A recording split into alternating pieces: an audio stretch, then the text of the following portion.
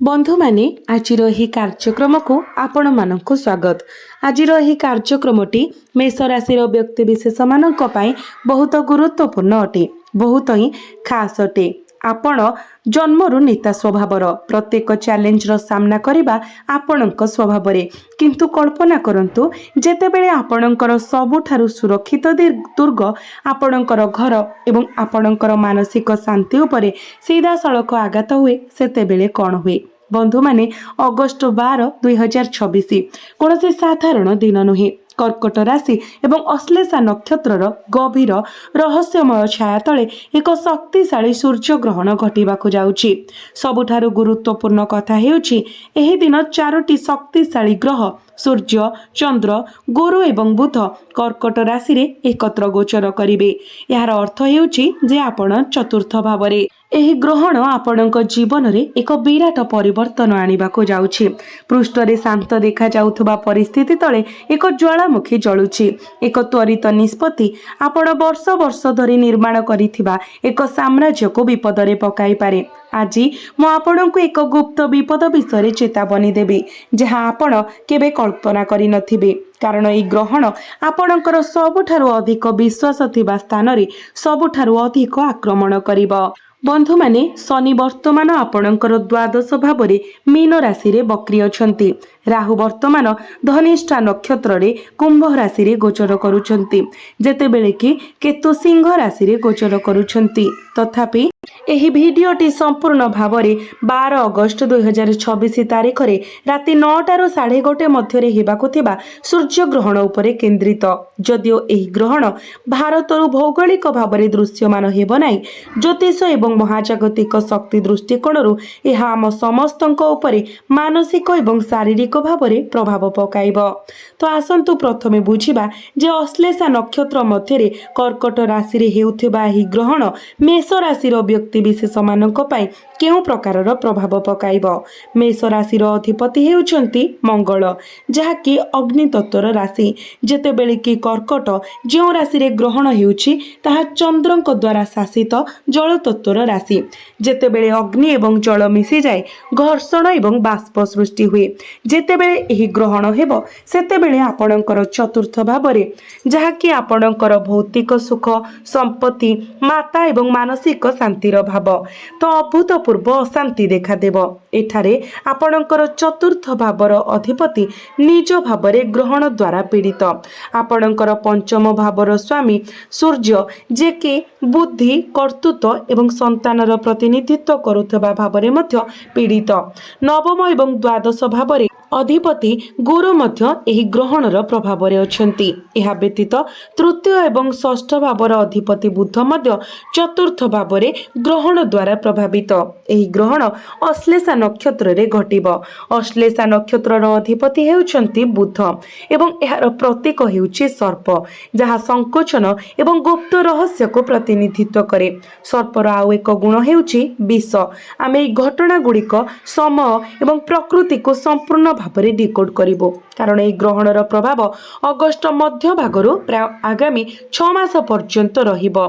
कारण ब्रह्मांड आपणको चतुर्थ भाव द्वारा प्रतिनिधित्व करा जायथिबा आपणको आरामदायक क्षेत्ररु बाहर करी एक नूतन वास्तवता सहित परिचित कराइबाकु चाहुची। यह किपरि हेबो एवं कोन घटिबो, आसंतु विस्तृत भावरे जानिबा। प्रथमे आपणकर चतुर्थ भाव अर्थात संपत्ति विषय। जमी एवं संपत्ति केवल इटा एवं पत्थर नुहे, यह भविष्यत पीढ़ी पई सुरक्षार प्रतीक। चतुर्थ भाव रे सीधा सड़क आपणकर संपत्ति को नियंत्रण करे। जेहेतु सूर्य एवं बुध उभय ग्रहण द्वारा प्रभावित, तेणु आपणको संपत्ति किणा बिका संबंधी जेकोसी निष्पत्ति को वर्तमान पाई स्थगित रखिबाकू पड़िबो। जदि आपण एक वाणिज्यिक चुक्ति स्वाक्षर करूछंती, तेबे कागज पत्र मध्यरे लुचि रहितिबा धारा आपणको परे असुविधारे पकाई पारे। कारण बुध षष्ठ भावर अधिपति ଏବଂ ତୃତୀୟ ଭାବର ଅଧିପତି ଚତୁର୍ଥ ଭାବରେ ଗ୍ରହଣର ପ୍ରଭାବରେ ଅଛନ୍ତି। ଆପଣଙ୍କୁ କ'ଣ କରିବା ଉଚିତ? ଅଗଷ୍ଟ 12 ତାରିଖ ପରେ କୌଣସି ବଡ଼ ସମ୍ପତ୍ତି ନିବେଶ କିମ୍ବା ନିଷ୍ପତ୍ତି ନେବାରୁ ଦୂରେଇ ରୁହନ୍ତୁ ଏବଂ ମଙ୍ଗଳଙ୍କର ଶକ୍ତିକୁ ବୃଦ୍ଧି କରିବା ପାଇଁ ଏକ ଲାଲ ପ୍ରବାଳ ପିନ୍ଧନ୍ତୁ। ପୁରୁଷମାନେ ସେମାନଙ୍କ ଡାହାଣ ହାତର ଅନାମିକା ଆଙ୍ଗୁଠିରେ ସୁନା କିମ୍ବା ରୂପାରେ ଏକ ଲାଲ ପ୍ରବାଳ 5ରୁ 6 ରତି ଓଜନର ପିନ୍ଧିପାରିବେ, ଯେତେବେଳେ କି ମହିଳାମାନେ ଏହାକୁ ସେମାନଙ୍କ ବାମ ହାତର ଅନାମିକା ଆଙ୍ଗୁଠିରେ ପିନ୍ଧିପାରିବେ। ମଙ୍ଗଳବାର ଦିନ ଏହା ପବିତ୍ର ପ୍ରାଣ ପ୍ରତିଷ୍ଠା କରି ପିନ୍ଧିବା ଉଚିତ। ଏବେ ଆସନ୍ତୁ ଆମେ ଆପଣଙ୍କର କ୍ୟାରିୟର ଏବଂ ସାର୍ବଜନୀନ ପ୍ରତିଛବି ବିଷୟରେ ଆଲୋଚନା କରିବା। ମୂଳତଃ ବିଶ୍ୱରେ ଆପଣଙ୍କର ସ୍ଥିତି କ୍ୟାରିୟର କେବଳ ଟଙ୍କା ବିଷୟରେ ନୁହେଁ, ଏହା ସମାଜ ମଧ୍ୟରେ ଆପଣଙ୍କର ଅସ୍ତିତ୍ୱ ଏବଂ ସମ୍ମାନର ପ୍ରମାଣ। ଚତୁର୍ଥ ଭାବରେ ଅବସ୍ଥିତ 4ଟି ଗ୍ରହ ଆପଣଙ୍କ ଦଶମ ଭାବ କ୍ୟାରିୟର ଭାବ ଉପରେ ଏକ ସିଧାସଳଖ ଦୃଷ୍ଟି ପକାଇଛନ୍ତି। ସୂର୍ଯ୍ୟ ଆପଣଙ୍କର ପଞ୍ଚମ ଭାବର ଅଧିପତି ଏବଂ ଆପଣଙ୍କର କର୍ତ୍ତୃତ୍ୱକୁ ସୂଚିତ କରନ୍ତି। ଯେତେବେଳେ ସୂର୍ଯ୍ୟ ଗ୍ରହଣ ହୁଏ, ଆପଣଙ୍କର ବସ୍, ଉଚ୍ଚ ଅଧିକାରୀ କିମ୍ବା ସରକାରଙ୍କ ସହିତ ଅହଙ୍କାର ସଂଘର୍ଷର ପ୍ରଚଣ୍ଡ ସମ୍ଭାବନା ଥାଏ। ଆପଣ ଅନୁଭବ କରିପାରନ୍ତି ଯେ ଆପଣଙ୍କର ଦକ୍ଷତା ଅବହେଳା କରାଯାଉଛି। ଆପଣ ହୁଏତ ଆବେଗପୂର୍ଣ୍ଣ ମୁହୂର୍ତ୍ତରେ ଚାକିରି ଛାଡ଼ିବା କିମ୍ବା ବ୍ୟବସାୟିକ ସହଭାଗିତା ଭାଙ୍ଗିବା ବିଷୟରେ ଚିନ୍ତା କରିପାରନ୍ତି। ଆପଣ କ'ଣ କରିବା ଉଚିତ? କର୍ମକ୍ଷେତ୍ରରେ ତୁରନ୍ତ ପ୍ରତିକ୍ରିୟା ଦେବା ପରିବର୍ତ୍ତେ ବର୍ତ୍ତମାନ ପାଇଁ ପର୍ଯ୍ୟବେକ୍ଷଣ ନୀତି ଗ୍ରହଣ କରନ୍ତୁ। ବନ୍ଧୁମାନେ, ଆମେ ସର୍ବଦା ଆପଣଙ୍କୁ ଗ୍ରହ ପରିବର୍ତ୍ତନ ବିଷୟରେ ସୂଚନା ଦେଉଛୁ, କିନ୍ତୁ ଆପଣଙ୍କର ନିଜସ୍ୱ ଜନ୍ମକୁଣ୍ଡଳୀ, ବିଶେଷ କରି ଆପଣଙ୍କର ଦଶା ଏବଂ ଅନ୍ତର୍ଦଶା ଆପଣଙ୍କ ବ୍ୟକ୍ତିଗତ ଜୀବନରେ କ'ଣ ଘଟୁଛି ତାହା ପ୍ରକାଶ କରେ, କାରଣ ଫଳାଫଳ ବ୍ୟକ୍ତି ଅନୁସାରେ ଭିନ୍ନ ହୋଇଥାଏ। ତେଣୁ ଯଦି ଆପଣଙ୍କର ବର୍ତ୍ତମାନର ପରିସ୍ଥିତି ବୁଝିବାକୁ ଚାହାନ୍ତି କିମ୍ବା ଆପଣଙ୍କର ବ୍ୟବସାୟ, କ୍ୟାରିୟର କିମ୍ବା ଆର୍ଥିକ ସମ୍ପର୍କିତ ପରବର୍ତ୍ତୀ 3, 6 କିମ୍ବା 12 ମାସ ପାଇଁ ଏକ ରଣନୈତିକ ରିପୋର୍ଟ ପାଇବା ପାଇଁ ଚାହାନ୍ତି, ତେଣୁ ଆପଣଙ୍କ କୁଣ୍ଡଳୀର ବିଶ୍ଳେଷଣ କରାଇବା ଆବଶ୍ୟକ। ଏବେ ଆସନ୍ତୁ ଆପଣଙ୍କର ମାନସିକ ସ୍ୱାସ୍ଥ୍ୟ ଏବଂ ମନର ଶାନ୍ତି ବିଷୟରେ ଆଲୋଚନା କରିବା। ମନର ଶାନ୍ତି ହେଉଛି ସେହି ଅକ୍ଷ ଯାହା ଉପରେ ଆପଣଙ୍କର ସମଗ୍ର ବିଶ୍ୱ, ଆପଣଙ୍କ ସାମ୍ରାଜ୍ୟ ଅବସ୍ଥିତ।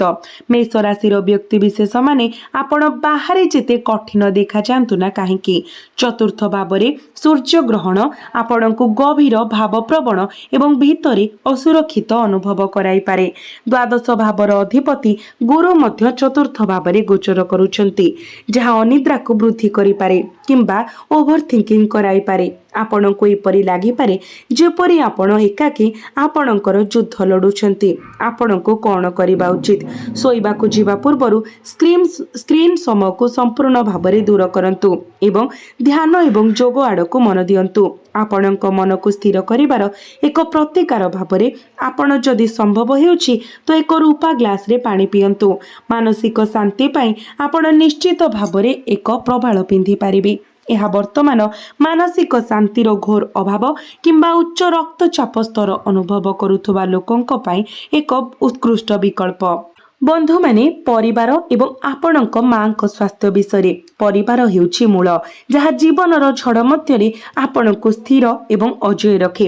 ଚତୁର୍ଥ ଭାବ ଆପଣଙ୍କ ମାତା ଏବଂ ଘରୋଇ ଖୁସିକୁ ନିୟନ୍ତ୍ରଣ କରେ। ଗ୍ରହଣ ସମୟରେ ଆପଣଙ୍କ ମାଙ୍କର ସ୍ୱାସ୍ଥ୍ୟ ହଠାତ୍ ଖରାପ ହୋଇପାରେ କିମ୍ବା ପରିବାର ସଦସ୍ୟଙ୍କ ମଧ୍ୟରେ ମତଭେଦ ଦେଖାଦେଇପାରେ। ଯେହେତୁ ବୁଧ ତୃତୀୟ ଭାବର ଅଧିପତି ଏବଂ ଚତୁର୍ଥ ଭାବରେ ଗୋଚର କରିବେ, ତ ସମ୍ପତ୍ତି ସମ୍ବନ୍ଧୀୟ ଆଭ୍ୟନ୍ତରୀଣ ରାଜନୀତି ଦେଖାଦେଇପାରେ। ତେଣୁ ଆପଣ କ'ଣ କରିବା ଉଚିତ? ଆପଣଙ୍କ ପରିବାର ସହିତ ଆପଣଙ୍କ ଯୋଗାଯୋଗରେ ସ୍ୱଚ୍ଛତା ବଜାୟ ରଖନ୍ତୁ ଏବଂ ନିଶ୍ଚିତ କରନ୍ତୁ ଯେ ଆପଣଙ୍କ ମା ଏକ ନିୟମିତ ସ୍ୱାସ୍ଥ୍ୟ ପରୀକ୍ଷା କରାଇବେ। ପ୍ରତିକାର ଭାବରେ ସୋମବାର ଦିନ ଦୁଃଖୀ ଲୋକଙ୍କୁ ଧଳା ଜିନିଷ ଯେପରିକି କ୍ଷୀର, ଚାଉଳ, ଚିନି କିମ୍ବା ମିଠା ଦାନ କରନ୍ତୁ। ଏବେ ଆସନ୍ତୁ ଏହି ଗୋଚରର ସବୁଠାରୁ ଲୁକ୍କାୟିତ ବିପଦକୁ ଦେଖିବା, ଯାହା ମୁଁ ପୂର୍ବରୁ ଉଲ୍ଲେଖ କରିଥିଲି। ଅଶ୍ଳେଷା ନକ୍ଷତ୍ରରେ ଘଟୁଥିବା ଏହି ଗ୍ରହଣ ଏକ ଗୁରୁତ୍ୱପୂର୍ଣ୍ଣ ବିପଦ ସୃଷ୍ଟି କରେ, ଯାହା ବାହାରୁ ନୁହେଁ ବରଂ ଭିତରୁ ସୃଷ୍ଟି ହୁଏ। ଆଭ୍ୟନ୍ତରୀଣ ରାଜନୀତି କିମ୍ବା ସମ୍ପତ୍ତି ସମ୍ବନ୍ଧୀୟ ଫାଶ ଭାବରେ ପ୍ରକାଶିତ ହୁଏ। ଅଶ୍ଳେଷା ସର୍ପ ସହିତ ଜଡ଼ିତ, ଲୁକ୍କାୟିତ ବିଷ କିମ୍ବା ଗୁପ୍ତ ଉଦ୍ଦେଶ୍ୟର ପ୍ରତୀକ। ଅଧିକନ୍ତୁ ବୁଧ ଷଷ୍ଠ ଭାବର ଅଧିପତି, ଚତୁର୍ଥ ଭାବରେ ଗୋଚର କରୁଥିବାରୁ ଏହି ଗୋଚର ସମୟରେ ସବୁଠାରୁ ବଡ଼ ବିପଦ ହେଉଛି ଯେ ଆପଣ ଯାହାକୁ ପରୋକ୍ଷ ଭାବରେ ବିଶ୍ୱାସ କରନ୍ତି ସେ ଜଣେ ସମ୍ପର୍କୀୟ, ପୂର୍ବତନ ବ୍ୟବସାୟିକ ଅଂଶୀଦାର କିମ୍ବା ଆପଣଙ୍କ ଆଇନଗତ ପରାମର୍ଶଦାତା ଆପଣଙ୍କ ବିରୁଦ୍ଧରେ ଷଡ଼ଯନ୍ତ୍ର କରିପାରନ୍ତି। ସମ୍ପତ୍ତି ଦଲିଲରେ ଗୁପ୍ତ ଧାରା ଥାଇପାରେ ଯାହା ପରେ ଆପଣଙ୍କୁ ଆଇନଗତ ଜଟିଳତାରେ ଫସାଇପାରେ। ତେଣୁ ଅନ୍ଧବିଶ୍ୱାସ ଆପଣଙ୍କ ସବୁଠାରୁ ବଡ଼ ପତନର କାରଣ ହୋଇପାରେ। ତେଣୁ ବନ୍ଧୁମାନେ, ଏହି ସୂର୍ଯ୍ୟଗ୍ରହଣ ଭୟର କାରଣ ନୁହେଁ, ବରଂ ବ୍ରହ୍ମାଣ୍ଡରୁ ଏକ ଜାଗ୍ରତ ଡାକ। ଏହା ଆକ୍ରମଣାତ୍ମକ ଭାବରେ ଆଗକୁ ବଢ଼ିବାର ସମୟ ନୁହେଁ, ବରଂ ଏହା ଏକ ପ୍ରତିରକ୍ଷାତ୍ମକ ମନୋଭାବ ଗ୍ରହଣ କରିବା ଏବଂ ଆପଣଙ୍କ ମୂଳଦୁଆକୁ ମଜବୁତ କରିବାର ସମୟ। ନିଷ୍ପତ୍ତି ନେବା ବେଳେ ତରବରିଆ ହୁଅନ୍ତୁ ନାହିଁ। ଆବଶ୍ୟକ ହେଲେ କର୍ପୋରେଟ୍ ଆଇନଗତ ଅନୁପାଳନକୁ 2 ଥର ଯାଞ୍ଚ କରନ୍ତୁ। ଆପଣଙ୍କର କ୍ୟାରିୟର ଏବଂ ବୃଦ୍ଧିକୁ ସୁରକ୍ଷିତ ରଖିବା ପାଇଁ ପ୍ରତ୍ୟେକ ଦିନ ସୂର୍ଯ୍ୟଦେବଙ୍କୁ ଜଳାର୍ଘ୍ୟ ଅର୍ପଣ କରନ୍ତୁ। ଏହା ସହିତ ଆପଣ ପ୍ରତ୍ୟେକ ଦିନ ମଙ୍ଗଳଙ୍କର ବୀଜ ମନ୍ତ୍ର 108 ଥର ଜପ କରନ୍ତୁ, କାରଣ ମଙ୍ଗଳ ହେଉଛନ୍ତି ଆପଣଙ୍କ ରାଶିର ଅଧିପତି। ଏହା ବ୍ୟତୀତ ପ୍ରତ୍ୟେକ ଦିନ ଆପଣ ହନୁମାନ ଚାଳିଶା ପାଠ କରନ୍ତୁ, ଯାହା ମଙ୍ଗଳଙ୍କୁ ପ୍ରସନ୍ନ କରାଇବ। ଏବଂ ପ୍ରତ୍ୟେକ ଦିନ ଆପଣ ଓମ୍ ନମଃ ଶିବାୟ ମନ୍ତ୍ର ମଧ୍ୟ 108 ଥର ଜପ କରନ୍ତୁ। ଏବଂ ପ୍ରତ୍ୟେକ ମଙ୍ଗଳବାର ଦିନ ଯଦି ପାରୁଛନ୍ତି ତ ହନୁମାନ ମନ୍ଦିର ପରିଦର୍ଶନ କରନ୍ତୁ ଏବଂ ଚମେଲି ତେଲର ଏକ ଦୀପ ଜାଳନ୍ତୁ। ଆପଣଙ୍କୁ ଅଧିକ ମାତ୍ରାରେ ଶୁଭ ଫଳ ପ୍ରାପ୍ତି ହେବ।